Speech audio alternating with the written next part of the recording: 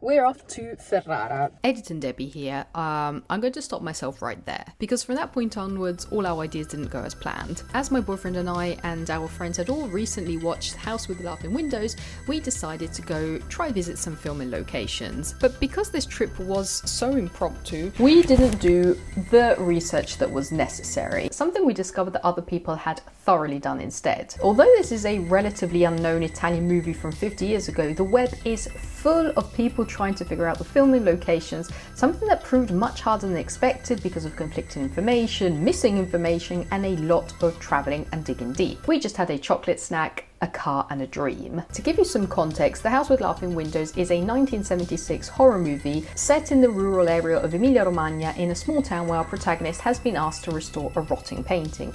But once he arrives in town and gets to work, he realises the inhabitants might be hiding something much darker, and a series of horrific events start to occur. The film is actually supposed to be re-released in a 4K restoration for its 50th anniversary here in Italy, but checking the website, it looks like it'll be released in very select cinemas, many of which in the area in which the film was filmed. For example, it doesn't look like it's coming to our local cinema. Anyway, the most iconic element of this movie is the house, the title house, with painted smiles on the walls and windows, making it look like they're laughing creepily.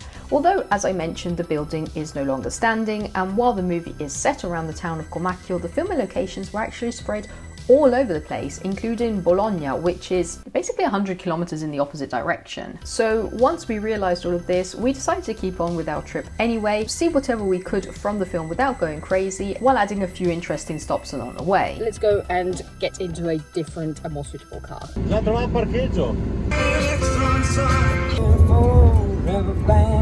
Mississippi.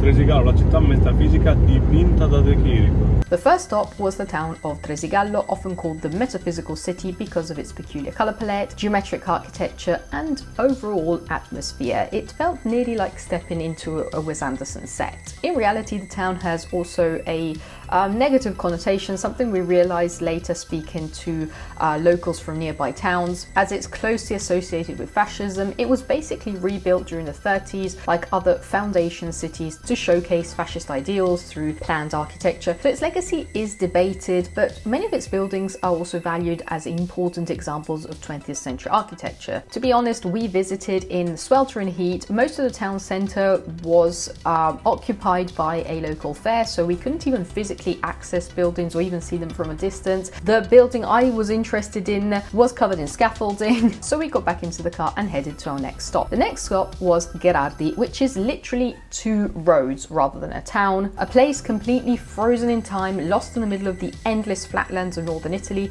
Its peculiarity is that nearly every building is covered in massive murals dedicated to cinema, both international films and many Italian ones, especially those filmed in the Ferrara and Emilia-Romagna area. I didn't manage to film all of them, but I'll try to include as much imagery as possible. But this is where we finally got a taste of our original goal, the house with laughing windows. One of the houses in Gherardi actually has a mural recreating the famous building from the movie. And after taking a few photos and having some fun, the quiet, the heat, and the complete isolation, interrupted only by a couple of old ladies going to mass at the local church, started to make me realize how alienated the protagonist feels in the gothic horror isolated town story of the movie. Next, as we were practically melting into the tarmac, we got back into the car to visit Comacchio, the town where the movie should mostly be set, and where we originally thought we would find heaps of filming locations. Comacchio is often called Little Venice because of its canals and bridges, and I'm really happy I got to visit regardless of the movie because it was absolutely stunning.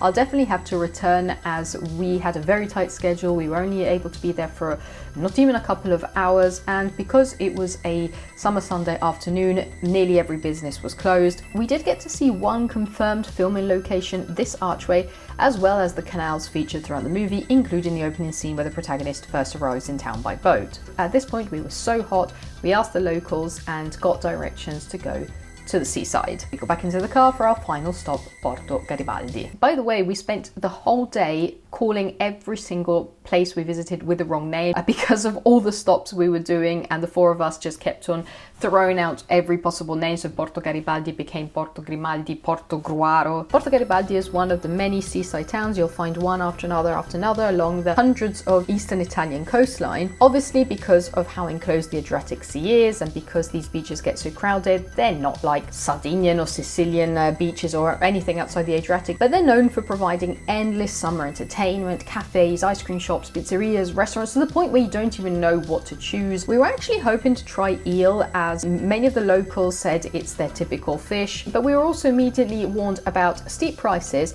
and the fact that in reality a lot of seal now is imported from Spain, so it wouldn't even make much sense. So we opted for something more within our budget. We enjoyed watching flamingos, flying into the sunset, had some fun on the beach, and then got back into the car for our own odyssey home, together with everybody else returning from their summer weekend. What we found interesting after speaking to so many people throughout the day was that although they were locals, many of them had never seen the house with laughing windows or even spoke of it negatively, calling it a low quality movie. That was surprising given how many people online are fascinated by it, traveling to its locations, writing blogs about it. I guess it shows how sometimes we end up knowing more about the culture of places far away rather than what was filmed right where we live. I personally found the movie absolutely terrifying, and it's always interesting to see Italian films not set in the big two, Rome and Naples. And after all of this, I would love to know, have you seen The House with the Laughing Windows? And if you did, what do you think about it?